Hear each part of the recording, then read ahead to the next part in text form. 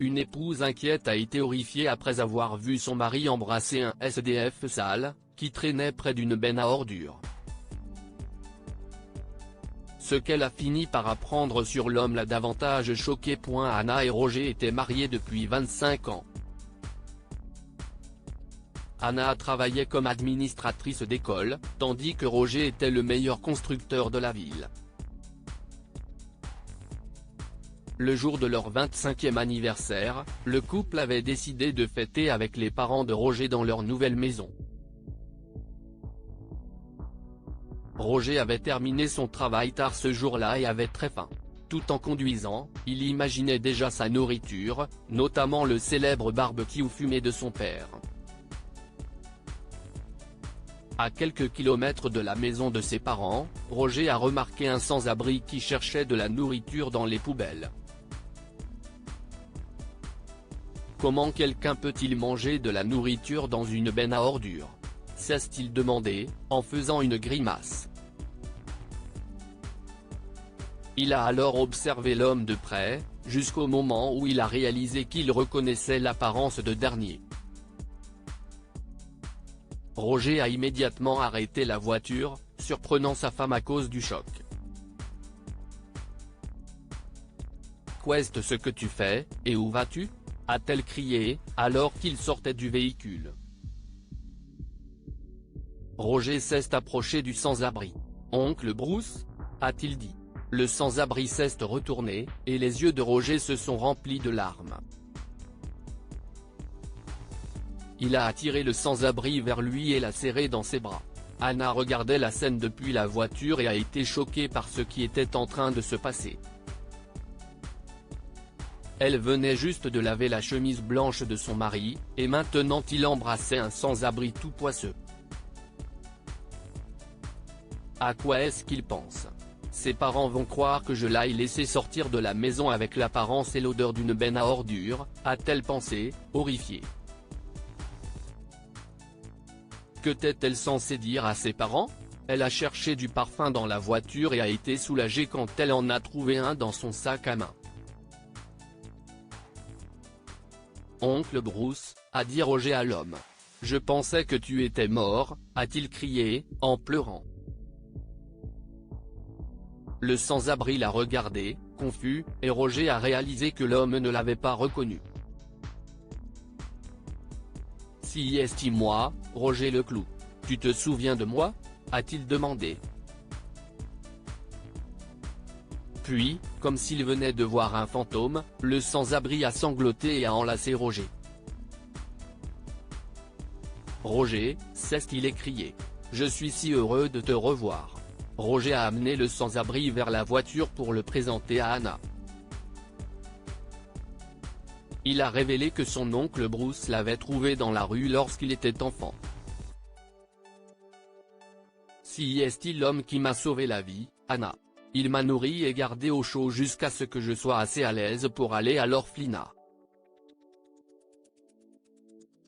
Si est-il l'oncle Bruce qui m'a appris à construire.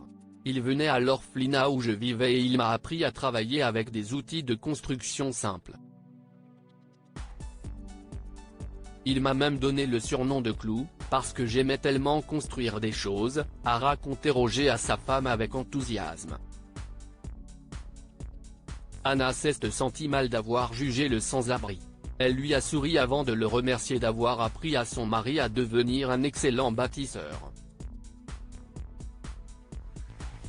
Tu étais comme un père pour moi, oncle Bruce, mais tu as cessé de venir un jour. Que s'est-il passé ? A demandé Roger. Je suis désolé, mon fils. Je ne voulais pas te dire au revoir parce que je savais que ça me ferait trop mal. J'ai quitté la ville pour travailler et gagner un peu d'argent. En fin de compte, j'ai travaillé trop dur, et cela a affecté ma santé, a révélé l'oncle Bruce.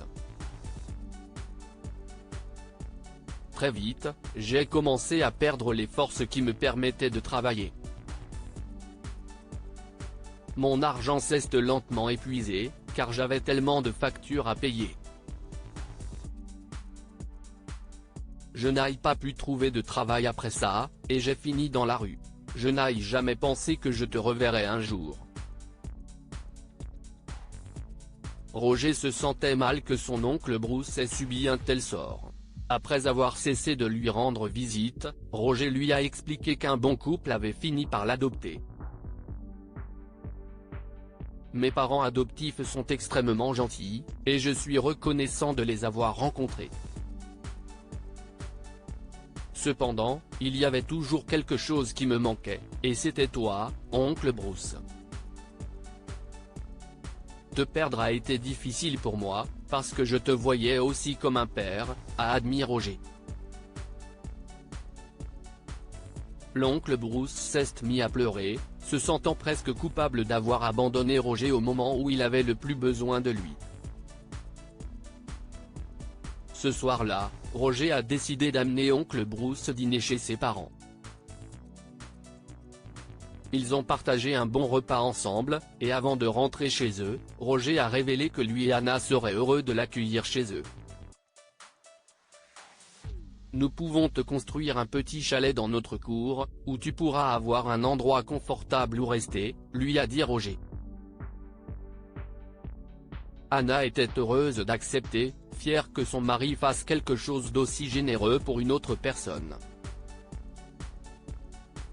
Une fois qu'oncle Bruce s'est installé dans la maison de Roger, celui-ci l'a emmené chez les meilleurs médecins, où il a été examiné et soigné après avoir été privé de soins médicaux pendant des années. Depuis lors, l'oncle Bruce a fait partie de la famille de Roger et Anna. Ils lui ont présenté leurs enfants, qui ont commencé à le traiter comme l'aîné de leur grand-père. Que pouvons-nous apprendre de cette histoire? N'oubliez jamais ceux qui vous ont aidé. Roger n'a jamais oublié la gentillesse de l'oncle Bruce.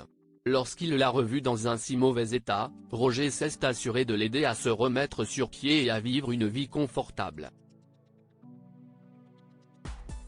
On récolte ce que l'on sème. Bien que l'oncle Bruce ait enduré de nombreuses épreuves tout au long de sa vie, la gentillesse et l'amour dont il a fait preuve vis-à-vis de Roger lui sont revenus plus tard, lorsqu'ils se sont retrouvés et que c'était à Roger de prendre soin de lui. Lire aussi, un père suit sa fille de 12 ans et apprend qu'elle se rend tous les jours dans une vieille maison abandonnée. Abonnez-vous à Mon Mama sur Google News.